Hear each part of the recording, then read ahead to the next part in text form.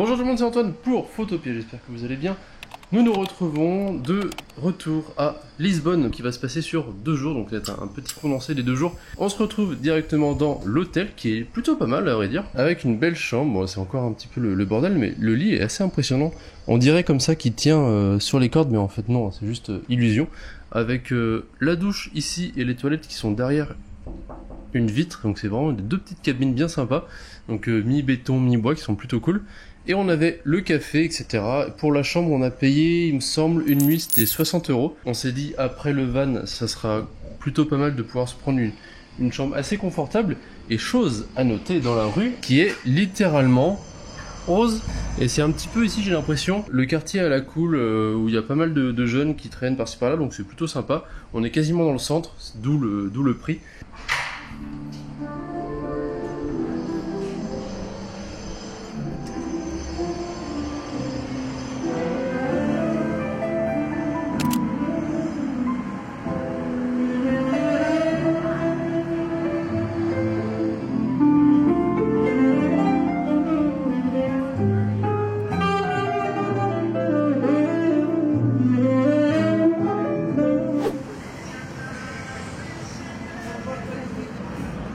Cantine.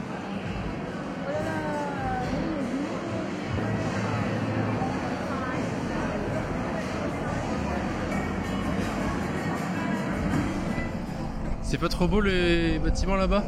Rose, bleu et jaune. Ça représente vraiment un peu l'idée que... Enfin, pas l'idée que j'avais justement, mais tout ce qu'on peut voir à Lisbonne en termes de couleurs des bâtiments et même au Portugal, de toutes les couleurs des bâtiments. Cette petite vue le représente très bien.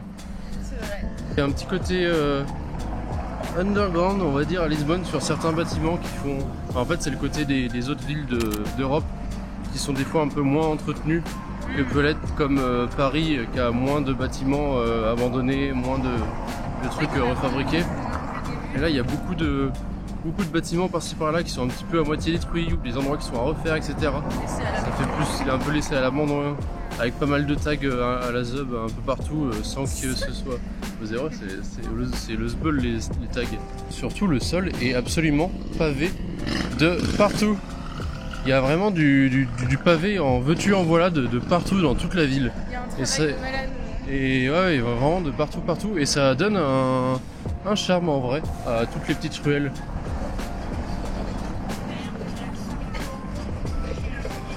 Can we get one pina colada with ananas et alcohol? With alcohol, yeah. On est mojito, Obrigado, merci. Regardez, c'est qui les plus gros touristes? Ça a l'air trop bon. En plus, c'est assorti avec toi. C'est pas bon? Non, il est parti. Ça plus. Ah merde, juste derrière il y avait un drone, le DJI Mavic Pro là. Et c'est étonnant parce que bon, c'est quand même un lieu hautement touristique de Lisbonne. Et je pense pas que ce drone là soit utilisé pour de la sécurité. Donc faut quand même avoir des bolts pour pouvoir lancer le drone en pleine rue comme ça. Elle est immense, la porte. C'est canon hein. Regardez le drone, il est en haut là. Elle est là-bas. Et nous voilà arrivés à un des monuments les plus connus du coup de Lisbonne que vous pouvez voir juste derrière moi ici. C'est un ascenseur, il faut savoir que Lisbonne est quand même vachement rempli de collines, un peu comme la Croix-Rousse à Lyon pour ceux qui connaissent. Et en fait cet ascenseur qui a été fabriqué en 1902, ce qui date quand même pas mal, donc c'est vers la fin de la révolution industrielle il me semble. Et cet ascenseur en fait il permet simplement de connecter la rue qui est en bas à une rue qui est beaucoup plus haut qu'on peut apercevoir là-bas. Et vu que c'est beaucoup en colline, on a ce genre d'ascenseur qui donne une architecture plutôt originale et assez étonnante. Et je pense que la vue depuis les toits doit être assez sympathique en vrai. On voit énormément de choses faites en liège, comme ces petites sacoches. Et il se trouve que à Lisbonne, il y a une énorme production de liège qui a été accompagnée par la production de vin, du coup, pour les bouchons en liège. Et il se trouve que dans les années 2000, ça a pris un gros essor. jusqu'à utiliser ce liège pour différents matériaux comme on peut voir à Lisbonne. Donc il y a plein de sacs à main en tout genre et plein de cartes postales et d'autres choses qui sont fabriquées bien sûr pour le tourisme. Sûrement d'une utilisation aussi que j'ai vu qui avait l'air orientée plus écologique grâce au liège. Chose à noter, le Portugal est un gros consommateur de liège et en particulier dans le sud, mais voilà, on se demandait pourquoi, ben c'est simple. Donc voilà pourquoi le Portugal a beaucoup de liège. Une des choses plutôt jolies du Portugal, plein de petites places comme ça, pavées encore une fois, qui sont vraiment très jolies, qui ont beaucoup de charme, qui sont très ombragées. Ils font un bien fou. Après, il est quelle heure là? 17h. Oh bah le soleil commence à baisser aussi, c'est pour ça. Mais elles ont du charme ces petites places, j'aime beaucoup. Il y a plein de petites rues qui passent avec les vêtements qui tombent des fenêtres et tout. Et c'est toujours très très coloré effectivement. Comme toi. Encore une fois, là on a des très jolis bâtiments.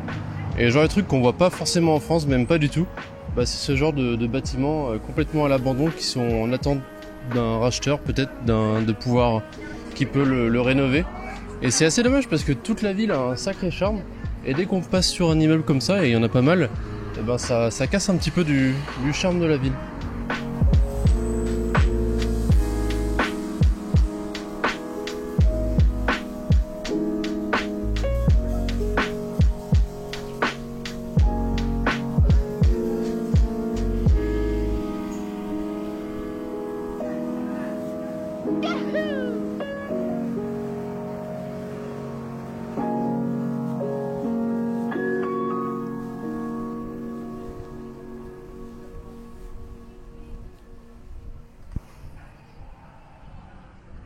C'est bien cette petite vue pas prévue.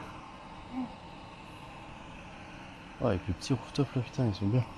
Il se trouve que depuis tout à l'heure qu'on passe de rue en rue là, dans ce petit quartier, ça sent pas mal le cannabis. Et on se demandait pourquoi, mais tiens, est-ce que c'est légalisé? On voit plein de petits magasins, etc. Et en fait, je me suis renseigné du coup, j'ai regardé vite fait sur internet. Il faut savoir qu'en 2018, le cannabis a été légalisé pour un usage médical. Et en 2001, il me semble que ça a changé. Au lieu d'être puni, ça a été traité. Enfin, je sais plus exactement, faudrait vous renseigner. Mais en gros, il faut savoir que c'est un des pays qui apparemment gère le mieux l'usage et la production, je ne sais pas, mais l'usage du cannabis. D'où le fait qu'on en sente pas mal.